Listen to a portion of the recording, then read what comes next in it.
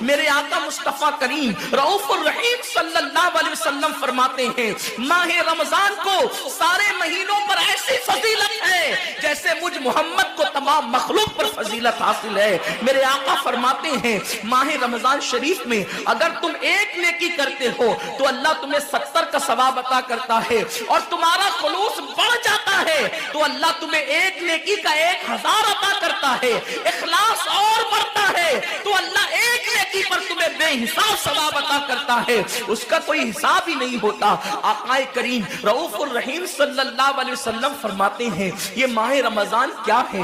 اللہ کے محبوب مصطفیٰ کریم صلی اللہ علیہ وآلہ وسلم ماہ رمضان شریف کے روزوں کی اہمیت بیان کرتے ہوئے فرماتے ہیں کہ ماہ رمضان شریف کا ایک روزہ اگر کوئی چھوڑ دے اور پھر ساری زندگی اس کے بدلے میں روزہ رکھے تو ساری زندگی کے روزے اس ایک ماہ رمضان کے روزے کے برابر نہیں ہو سکتے۔ یہ ماہ رمضان شریف کے روزے کو فضیلت حاصل ہے، اور اللہ کے حبیب صلی اللہ علیہ وسلم فرماتے ہیں جو ماہ رمضان شریف میں عبادت کر کے اپنی بخشش نہیں کروا سکتا، اپنی مغفرت نہیں کروا سکتا، پھر اس کو کبھی موقع نہیں ملتا کہ وہ اپنی مغفرت کا سامان کرے۔ آقا کریم صلی اللہ علیہ وآلہ وسلم فرماتے ہیں کہ سال بھر تک ماہ رمضان شریف کے لیے جنت کو آراستہ کیا جاتا ہے، جنت کو سجایا جاتا ہے، جنت کو سنوارا جاتا ہے، اور آقا کریم صلی اللہ علیہ وسلم فرماتے ہیں بڑی بڑی آنکھ والی حوریں اللہ کی بارگاہ میں عرض کرتی ہے میرے کریم ہمیں ان کی دلہن بنانا جو ماہ رمضان شریف میں تیری عبادت کرتے ہیں، ہمیں ان کے نکاح میں دینا جو ماہ رمضان شریف کی راتوں کو جگ کر کے تجھے منانے کی کوشش کرتے ہیں۔ آقا کریم صلی اللہ علیہ وسلم فرماتے ہیں اگر کوئی بندہ ماہ رمضان میں زنا سے بچے، شراب سے بچے، جھوٹ سے بچے، کسی کو تہمت لگانے سے بچے، اور ماہ رمضان شریف کا احترام کرتے ہوئے گناہوں سے بچے، تو اللہ تبارک و تعالی ہر رات کے بدلے، رمضان شریف کی ہر رات کے بدلے 100 حوروں کے ساتھ اس کا نکاح فرمائے گا۔ یعنی 30 راتیں ہیں تو 300 حوروں کے ساتھ اس کا نکاح ہوگا۔ اور آقا کریم صلی اللہ علیہ وسلم فرماتے ہیں ماہ رمضان شریف کا احترام جو کرے اور احترام ماہ رمضان میں جو لغویات اور خرافات کو ترک کر دے، جو گناہوں کو چھوڑ دے، زنا کو، شراب کو، جھوٹ کو، بہتان تراشی کو چھوڑ دے، آقا فرماتے ہیں اس رمضان شریف کا احترام کرنے والے کے لیے اللہ نے جنت میں ایک ایسا محل بنایا ہے۔ اس محل کا حال یہ ہے کہ دنیا کے سارے اولین اور آخرین یعنی آدم سے لے کر آخری آنے والے تک انسان تک اگر سارے اس محل کے اندر داخل ہو جائے تو بھی اس محل کی اتنی ہی جگہ وہ لیں گے جتنی کی بکرے کی ران آپ کسی مکان کے اندر رکھتے ہیں، تو بکرے کی ران کتنی جگہ گھیرتی ہے، بس تمام اولین اور آخرین اس محل کے اندر اتنی ہی جگہ گھیریں گے، یعنی وہ محل اتنا بڑا اللہ نے بنایا ہے، اور وہ محل صرف ان کے لیے ہے جو ماہ رمضان کے احترام میں گناہوں کو ترک کر دیتے ہیں، گناہوں کو چھوڑ دیتے ہیں۔ میرے آقا صلی اللہ علیہ وسلم کے پیارے دیوانوں، لیکن افسوس ہم اور دنوں کی طرح ماہ رمضان شریف کی راتوں کو ضائع کر دیتے۔ تاجروں کا سیزن آتا ہے تو تاجر پہلے سے تیاری کرتے ہیں کہ اس سیزن کے اندر میں نے مالدار بننا ہے، اتنا مال میں نے کمانا ہے کہ پھر میں نے سارے سال گھر میں بیٹھ کر کے کھانا ہے۔ ٹیلر لوگ تیاری کرتے ہیں عید کے موقع پہ اتنی محنت کریں گے رات دن کہ سال بھر اگر کوئی کسٹمر نہ بھی آئے تو وہ گھر بیٹھ کے آرام سے کھا سکے۔ کپڑے والے سوچتے ہیں کہ سیزن آئے گا، جو بھی سیزن ان کا آتا ہے اتنا کمائیں گے کہ سال بھر بیٹھ کے کھائیں گے۔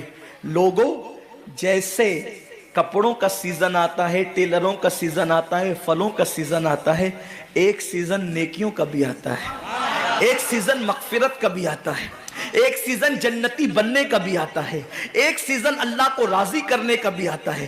ارے یہ کیا کم ہے، میرے رسول سچے نبی صادق و مصدوق نبی نے فرمایا ماہ رمضان کی ہر رات اللہ پہلے آسمان پہ تجلی کرتا ہے اور اللہ اپنے بندے سے پکار پکار کر غروب آفتاب سے لے کر صبح صادق طلوع ہونے تک کہتا ہے میرے بندے اگر تو گنہگار ہے تو مجھ سے معافی طلب کرتا کہ میں تیری مغفرت کر دوں، میں تجھے جنت کا پروانہ عطا کر دوں، اگر تو غریب ہے تو مجھ سے دولت مانگتا کہ میں تجھے دولت عطا کر دوں، اگر تو نعمت سے محروم ہے تو نعمت مانگتا کہ میں تجھے نعمت عطا کر دوں۔ یہی وجہ تو ہے حضرات صحابہ کرام جب رمضان شریف آتا تو وہ ایسے تیاریاں کرتے تھے جیسے ہم اپنے گھروں کی شادیوں کی تیاری کرتے ہیں۔ صحابہ اتنے مصروف ہو جاتے رمضان شریف کی تیاریوں میں، اور کیسی تیاری کرتے؟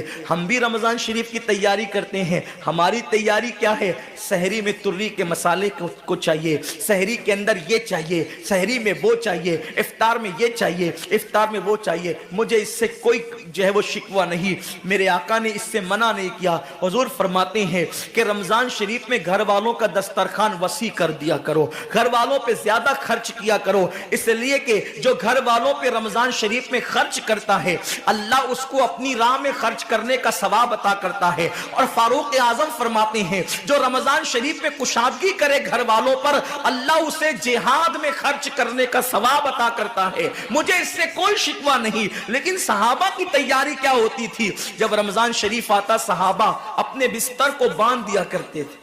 رمضان شریف آتا تو صحابہ بستر کو باندھ دیتے تھے۔ کیوں باندھ دیتے تھے بستر کو؟ اس لیے کہ اب سونا نہیں ہے، سونے کی راتیں 11 مہینے کی راتیں ہیں، اب غفلت میں زندگی نہیں گزارنا ہے، بلکہ راتوں کو جگ کر دن کو جگ کر اللہ کی اتنی عبادت کرنا ہے کہ عبادت کا سیزن آ گیا۔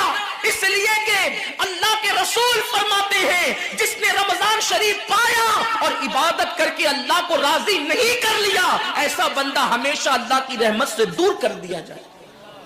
اس لیے صحابہ رمضان شریف کی تیاری کرتے تھے، بستر باندھ دیتے تھے، اور اپنا معمول کیا ہے؟ جو فجر میں سوئیں گے تو وہ عصر میں اٹھیں گے، رات بھر جاگیں گے کرکٹ کھیلتے ہوئے، رات بھر جاگیں گے گلیوں میں گھومتے ہوئے۔ میرے آقا صلی اللہ علیہ وسلم کے دیوانوں، بہت قیمتی وقت آ رہا ہے، بہت قیمتی مہینہ آ رہا ہے۔ یہ وہ مہینہ ہے جو جہنمیوں کو جنتی بناتا ہے۔ آقا کریم صلی اللہ علیہ وسلم فرماتے ہیں ہر افطار کے وقت اللہ 60,000 ایسے جہنمیوں کو جہنم سے آزاد کر کے جنتی بناتا ہے جن کا جہنمی ہونا واجب ہو گیا تھا۔ اور ایک مقام پہ فرماتے ہیں 5 لاکھ جہنمیوں کو ہر افطار کے وقت جہنم سے آزاد کیا جاتا ہے۔ اور اسی پہ بس نہیں، حضور فرماتے ہیں جب شب جمعہ آتی ہے ماہ رمضان کی، جمعرات کا سورج غروب ہوتا ہے، تو جمعہ کا سورج غروب ہونے سے پہلے تک ہر سیکنڈ میں 5 لاکھ جہنمیوں کو جہنم سے آزاد کیا جاتا ہے۔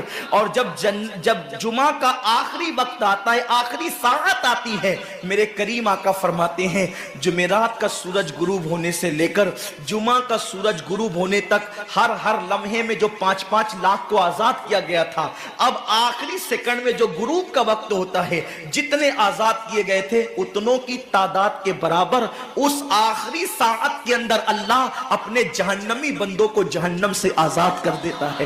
کتنا قیمتی وقت ہوتا ہے، افطار کا وقت کتنا قیمتی ہے، سحری کا وقت کتنا قیمتی ہے، لیکن اس وقت بھی ہم کہاں لگے ہوتے۔ اب تو لوگوں نے ٹی وی چینلوں پر پروگرامات شروع کر دیے، دینی پروگرامات۔ مجھے دینی پروگرامات اگر ٹی وی پہ نشر ہوتے ہیں تو اس سے کوئی اختلاف نہیں ہے، لیکن آپ سے یہ عرض کرنا چاہتا ہوں کہ دین سیکھنے کا بھی کوئی وقت ہوتا ہے۔ اگر آپ سحری کے قیمتی لمحات میں ٹی وی کا منہ پکڑ کر بیٹھے ہیں تو آپ دعا کب کریں گے؟ افطار کے وقت آپ واٹس ایپ پر لگے ہیں تو اللہ سے مانگیں گے کب؟ ساری زندگی سسکیاں لے رہے ہو، ساری زندگی تڑپ رہے ہو، اور جب مانگنے کا وقت آتا ہے، مصیبتوں سے نجات طلب کرنے کا وقت آتا ہے، ہم کہاں ٹائم ضائع کرتے ہیں۔ حضرت سیدہ ام ہانی رضی اللہ تعالیٰ عنہ فرماتی ہیں کہ میں نے اپنے کریم آقا صلی اللہ علیہ وسلم سے سنا، اللہ کے رسول صلی اللہ علیہ وسلم نے فرمایا اس وقت تک میری امت ذلیل نہیں ہوگی، اس وقت تک میری امت رسوا نہیں ہوگی جب تک وہ ماہ رمضان کا احترام کرتی رہے گی، جب تک उम्मत मोहम्मदिया माह रमजान का एहतराम करेगी, उन्हें दुनिया की कोई ताकत जलील और रुस्वा नहीं कर सकेगी। और जब मेरी उम्मत माह रमजान शरीफ के एहतराम को, ताजीम को तर्क कर देगी, उस वक्त मेरी उम्मत जलील और रुस्वा कर दी जाएगी।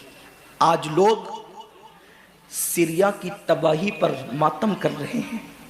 आज लोग यमन की घरों को आग में जलने के हवाले से बेकरारी का इजहार कर रहे हैं।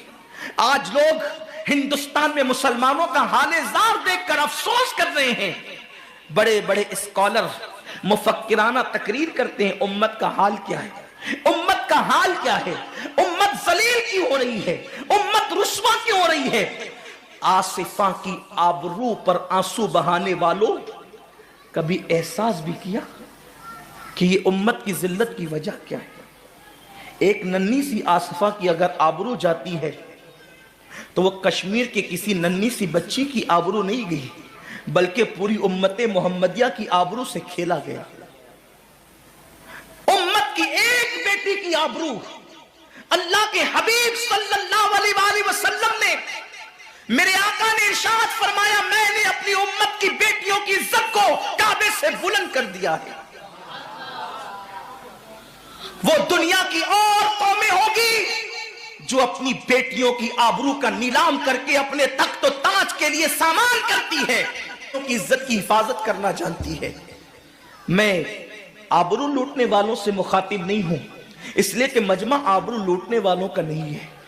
जो सुन रहे हैं मैं उनसे बात करना चाहता हूं, जिन तक मेरी आवाज पहुंच नहीं सकती मैं उनसे मुखातिबत नहीं करना चाहता। अहले सियासत के मामलात जाने, जालिम अपने जुल्म के अंजाम को पहुंचने के लिए तैयार रहे, कैफरे किरदार तक के काफिर अपने कुफ्र के अंजाम को पहुंचने के लिए तैयार रहे।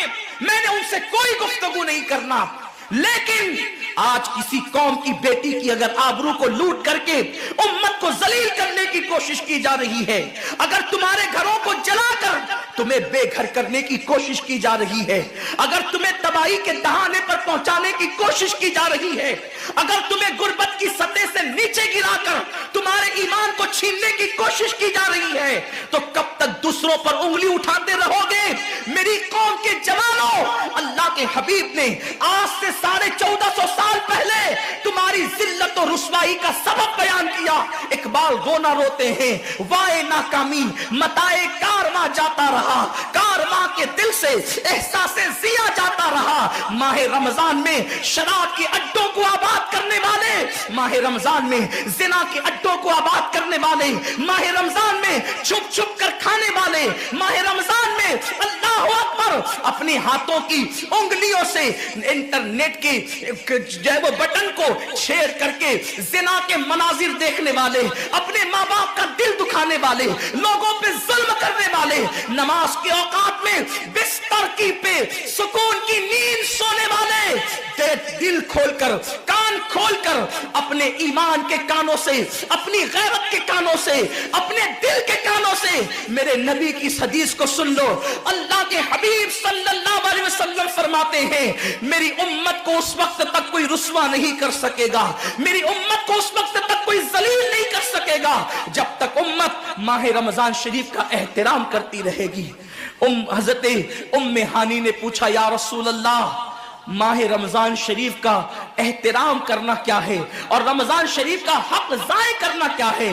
आका फरमाते हैं, जो रमजान शरीफ में भी कबीरा गुनाहों में मुब्तला होते हैं वो रमजान शरीफ के हक को जाय करते हैं, और जो रमजान शरीफ के हक को जाय कर दे फिर उस वक्त उम्मत को जिल्लत और रुस्वाई से दुनिया की कोई ताकत बचा नहीं सकती।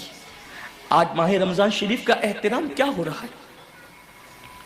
कल तक के मुसलमान और दिनों में गुनाह करते थे, लेकिन रमजान शरीफ आता था तो कम से कम फिल्में लोग देखना बंद कर देते थे, दाढ़ियां मुंडाना बंद कर देते थे, मस्जिदों को आबाद करना शुरू कर देते थे। अब तो लोग किस कदर बेबाक हो गए, किस कदर निडर हो गए कि रमजान शरीफ में भी लोग अपने आप को गुनाहों से नहीं रोकते, बल्कि मेरी कौम का जवान बड़े धड़ल्ले से कहता है, यार अपने से रोजा नहीं रखा जाता इसलिए कि हमें तो गुटके की आदत है, हमें तो पान की आदत है, हमें तो सिगरेट की आदत है। शर्म करो, शर्म करो। نبی کے نام پہ جان قربان کرنے کی بات کرنے والوں، جو نبی کے نام پر 12-16 گھنٹے بھوکے اور پیاسے نہ رہ سکے، وہ نبی کے نام پہ جان کیا قربان کر سکتے؟ اور جب سے تم نے احترام رمضان المبارک ترک کر دیا، تمہاری آبرو کو لوگوں نے کھیل بنا لیا، اور اب تو لوگوں کو احساس گناہ بھی نہیں رہا، احساس جرم بھی نہیں رہا۔ گناہ کے ساتھ اگر احساس گناہ انسان کی زندگی میں ہے تو انسان اپنے آپ کو گناہوں سے بچا لیتا ہے، لیکن اب ہمارے اندر احساس گناہ نہیں۔ اب تو ہم گناہ کو ہنر سمجھتے ہیں، اب تو ہم گناہوں کو فیشن سمجھتے ہیں۔ احساس گناہ کیا ہے؟ اگر انسان گنہگار ہو اور احساس گناہ بھی ہو تو وہ ایک نہ ایک دن سدھر جاتا ہے، وہ ایک نہ ایک دن سنور جاتا ہے۔ ہمارے پاس احساس گناہ ختم ہو گیا۔ آئیے بتاؤں احساس گناہ کتنی قیمتی چیز ہے۔ رمضان شریف میں کھا رہے ہیں، پی رہے ہیں، بلکہ مسلمانوں کی ہوٹلیں بند ہے تو غیر مسلموں کی ہوٹلوں میں کھا رہے ہیں، چھپ چھپ کر گھروں میں کھا رہے ہیں۔ لوگوں سے چھپ کر کھانے والوں، جو تیرا کچھ نہیں بگاڑ سکتا تو اس انسان سے چھپ کر کے کھا رہا ہے۔ جو خدا تجھے سزا دے گا کیا تو اس کی نگاہوں سے بھی چھپ سکتا ہے؟ اور روزے بھی کیا روزے رہ گئے، اب تو روزے بھی رسم بن گئے۔ جو روزے رکھتے ہیں رمضان شریف میں ان کو روزہ رکھنے کی عادت ہے، وہ روزے کو عبادت نہیں سمجھتے۔ جو روزہ عادت بن جائے وہ نجات نہیں دلا سکتا، جو روزہ عبادت بن جائے وہ نجات دلا سکتا۔ ایک تو روزے کی عادت ہے اور ایک تو روزہ عبادت ہے۔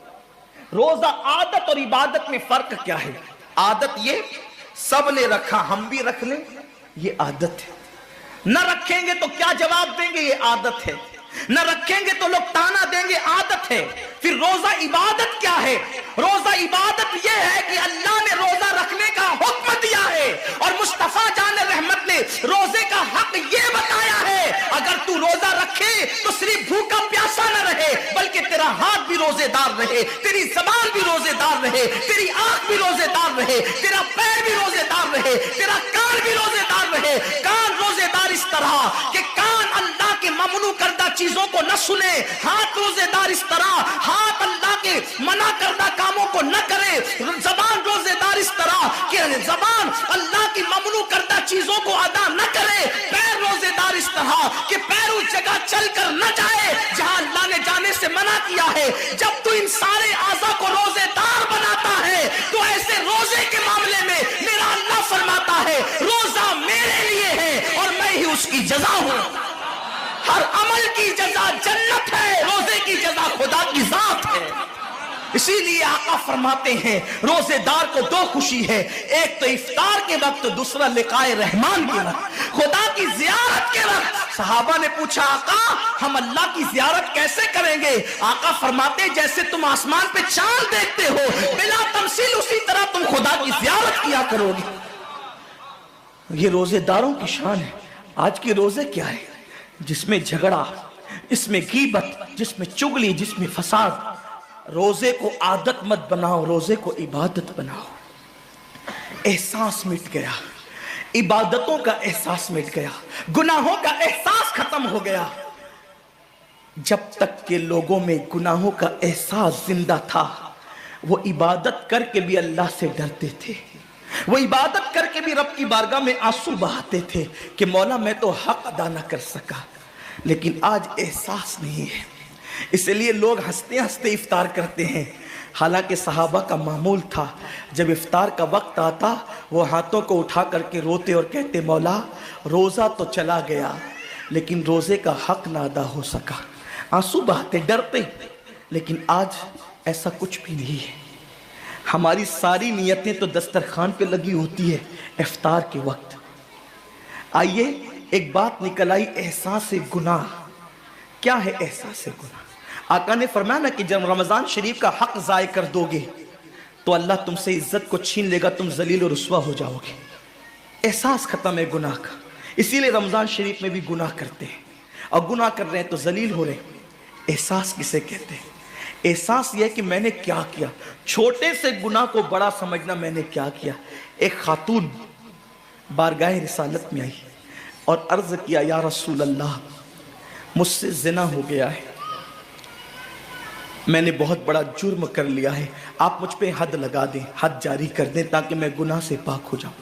اللہ کے حبیب نے احساس گناہ دیکھ کر کے فرمایا کہ جا، ابھی تیرے پیٹ میں بچہ ہے، تیرے جرم کی سزا تیرے پیٹ کے بچے کو نہیں دی جا سکتی، اگر تجھ پہ حد لگے گی تو وہ بچہ بھی ختم ہو جائے گا، جب بچہ پیدا ہو جائے اس کے بعد آنا۔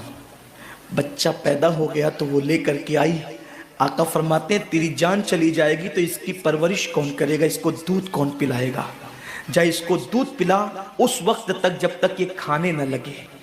وہ بچے کو 2 سال تک دودھ پلاتی رہی، اور جب بارگاہ رسالت میں آئی تو بچے کے ہاتھ میں روٹی کا ٹکڑا دے کر کے آئی، بچہ روٹی کھا رہا تھا، عرض کی آقا مجھ پہ حد جاری کریں تاکہ میرا گناہ جو میرے دامن پہ لگا ہے وہ دھل جائے۔ حضور نے 3 مرتبہ اس کو اپنے دروازے سے ٹالا، اگر کوئی دوسرا ہوتا اس کو ڈھیل دی جاتی تو وہ بھاگ جاتا، دوبارہ پلٹ کرنا آتا، لیکن احساس گناہ تھا، گناہ کا احساس تھا کہ یہاں گناہ مٹ جائے تاکہ وہاں جواب دینے سے بچ جاؤں۔ اس خاتون نے 3 مرتبہ حاضری دی، حضور اب میرا بچہ روٹی کھانے لگا ہے، مجھ پہ حد لگا دے تاکہ میں پاک ہو جاؤں۔ اللہ کے حبیب نے فرمایا اللہ کی بندی، جب اللہ نے تیرے جرم پہ پردے ڈال دیے تھے تو تو نے اظہار جرم کیوں کیا؟ اب چونکہ تو جرم کا اظہار کر چکی ہے، اقبال گناہ کر چکی ہے، اب تجھ پہ حد لگائی جائے گی۔ اور اس کو سنگسار کر دیا گیا۔ جب وہ مر چکی اور اس کو دفن کر دیا گیا تو کسی نے کہا کتنی بدبخت تھی وہ عورت جس نے رسول پاک کے دور میں منہ کالا کیا۔ میرے نبی نے فرمایا تو اس کا گناہ دیکھتا ہے تو اس کا احساس گناہ نہیں دیکھتا، اس نے ایسی توبہ کی ہے اگر اس کی توبہ 70 جہنمیوں پہ تقسیم کی جاتی تو اللہ ان کو بھی جنت عطا فرما دیتا۔ آقا کریم صلی اللہ علیہ وسلم فرماتے ہیں جو رمضان شریف میں گناہ کبیرہ کرتے ہیں، اب گناہ کبیرہ کی بہت بڑی تعریف ہے، اس کو نہیں بیان کروں گا، لیکن جو گناہ کبیرہ بڑا گناہ کرتے ہیں، پہلی بات تو چونکہ میرا مسلک صوفیہ ہے، صوفیہ سے کسی نے پوچھا کہ گناہ بڑا کیا ہے؟ امام غزالی فرماتے ہیں نہ کوئی گناہ چھوٹا ہے نہ کوئی گناہ بڑا ہے، بات تو یہ ہے جس گناہ پر خدا تیری پکڑ کر لے وہی گناہ سب سے بڑا ہے، اور جس نیکی پر خدا تجھے بخش دے وہی نیکی سب سے بڑی ہے۔